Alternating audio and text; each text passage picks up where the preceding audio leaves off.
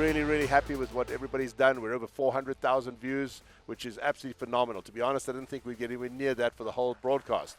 We're going to be jumping back and forth, and maybe we'll even get a chance to see some stages, Justine, and you can give your advice. And I'm sure some people would be like, well, we don't listen to other people telling us how to shoot, but Justine beats most of us, so there is that. So how was your trip? You guys just arrived. Good. Literally just walked in, right? Yeah, no. This is our first day at the range. We got in, I think, 2 days ago. Okay. Still adjusting to the time change, obviously, but it's getting better day by day. So, Justine, tell us a little bit about your past and where you've come from. And So I started shooting 12 years ago, just at a local ladies' night clinic. And it just started as a fun hobby to do with my mom and my sister.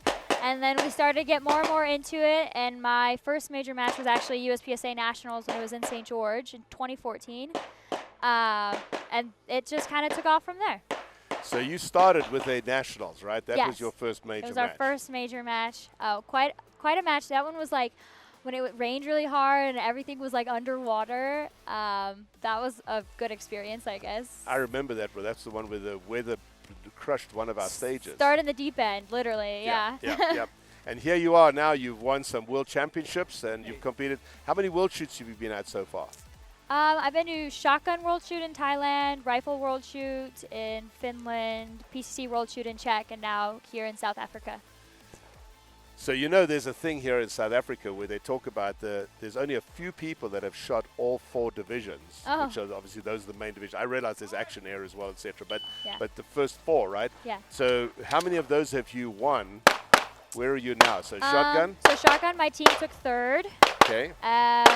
Rifle, my team took 1st. I took 2nd. My team took 1st in PCC, and I took 1st. And now we're here. So I'm going to talk about the PCC. So what was special about the PCC for you personally? Well, for me personally, it was qualifying for the overall team. That was a really big accomplishment I've been working for the past 4 years, I think. So achieving that and then also competing actually really well. I actually shot extremely well at that match. So it was perfect time and place to do that.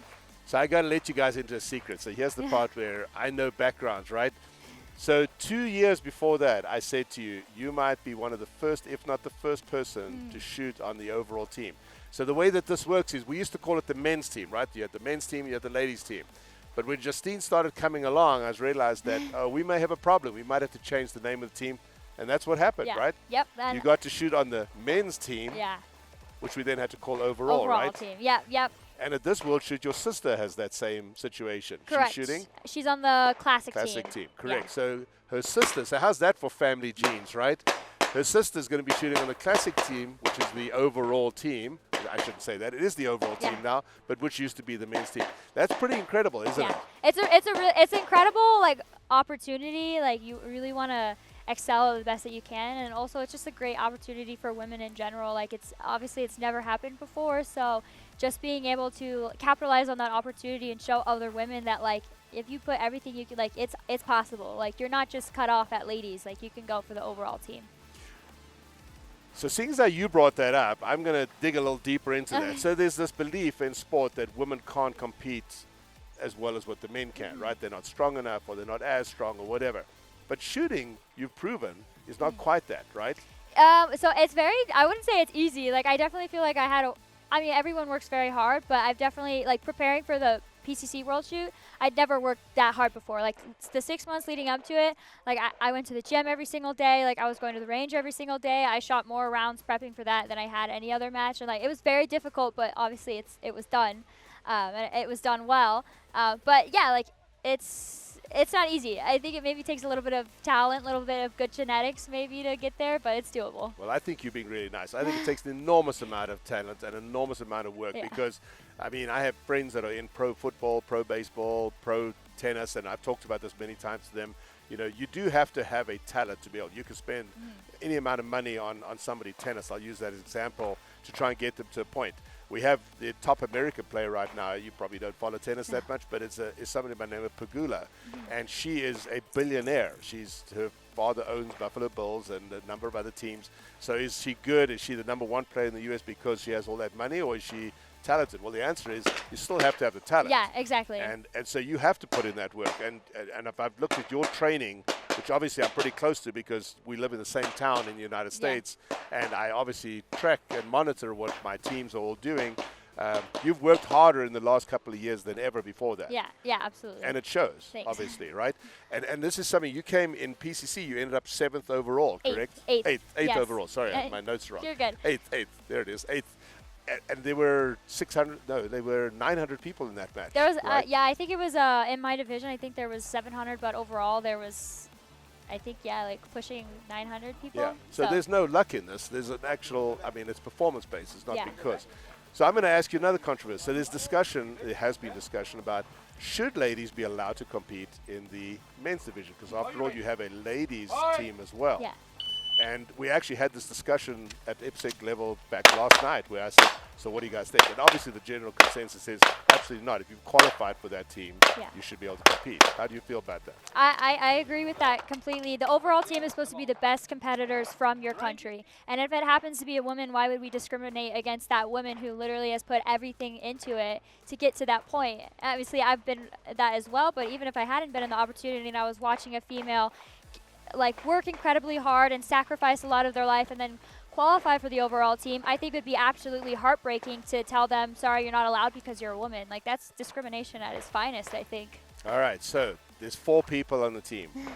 Where were you in those 4 people? I was second. So it was Max Theograndis was first, I was second, and then it was Zach Smith and then Scott Green. So she beat Zach Smith. And Zach, if you're not watching this, I'm going to send you this clip. I'm like, you realize that shows how good Justine is, Zach and right? I are always really close. I know if I'm hanging in with Zach, I know I'm doing pretty good. Right. Obviously, everyone's goal is to beat Max, but we're not there yet. So usually Zach, if we're hanging with Zach, Scott, and I, we were actually 8th, 9th, and 10th. It was me, Zach, Scott. We were super close. So. And I'm bringing up all this because this is real data. You don't get to a World Shoot by accident, and when you're at the World Shoot, you don't get to come 3rd or 2nd in a team and 8th overall. That's prime country up there, and congratulations. All right, so before we get too carried away, let's talk about some other things. So you said you shot the rifle World Shoot as well. How did you do there? I did good. It was definitely a very unique experience. It was a different match than I was expecting.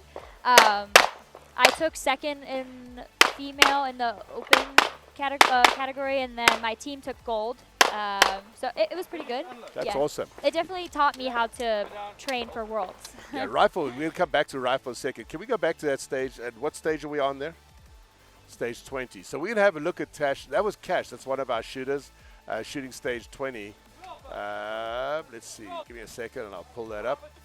So this is something pretty cool. You don't have access to this. Because we're the broadcast partner of IPSC, have access. And so Cash, we could jump over to stats in a second. Actually, give it a second before we go there.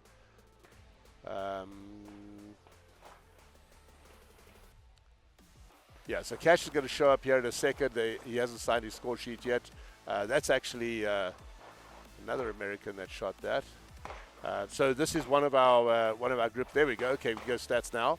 So here's Cash. He just finished that stage. He shot a time of 11.85, and you can see his hit factor is 4.3. So earlier on, we were talking, Justine, before you came on, about the fact that this match has a lot of hit factors that are much higher. I don't know if you've had a chance to look at that yet. Yeah.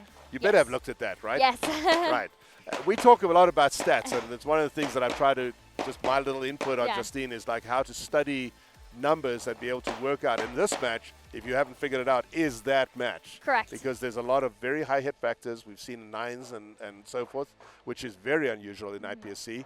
And we've seen some where they're way down in the 3s and 4s. So you better know when you walk up to stage what that stage's hit factor is, which in the past was very difficult to see.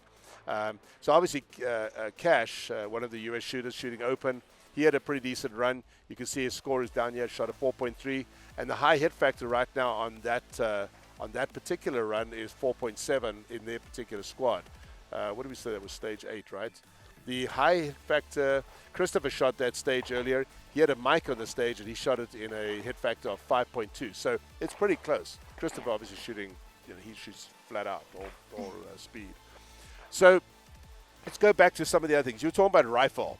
And rifle, I remember I shot rifle as well. And I'm going to bring up something that's super sensitive to you, right? And I'm going to talk about that because rifle for a lot of us was a pretty earth-shattering experience. Yeah. We're not used to shooting targets where you can't see any kind of a hit at 400, 450 rods, right?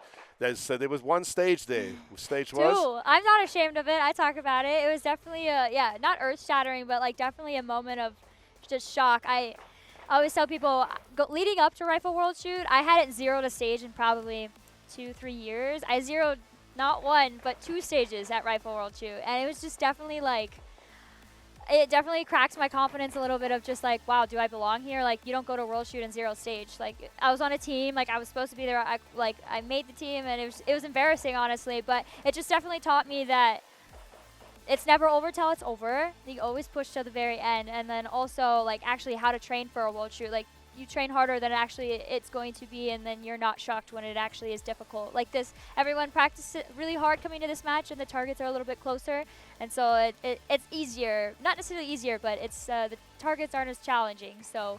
Yep, but then everybody goes faster. They're gonna get right? mic. That's what I said. I think there's gonna be a lot of mics at this match because everyone's gonna hammer down and then get accidental mics. I saw somebody shoot an apex swinger.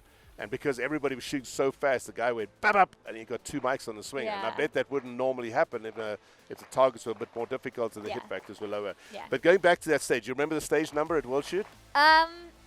Stage 29.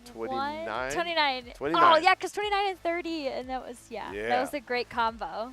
And I bring this up because one of the things I'm tremendously proud of, not just Justine, but everybody that shoots, is that shooting is not just about pulling the trigger. It's about your prep for the match. It's about sleeping at night. It's about making sure you have a family. And Justine's super lucky because over here to our left side, she's got Carson and Mom, right? That looks after her. And you know, we try and balance that, right? You and I have had this conversation a few times about like, okay, you're part of a team, but I need you to perform, which means you can't take that team on your shoulders all the time. Sometimes they have to be accountable, right? We've talked about that a little bit.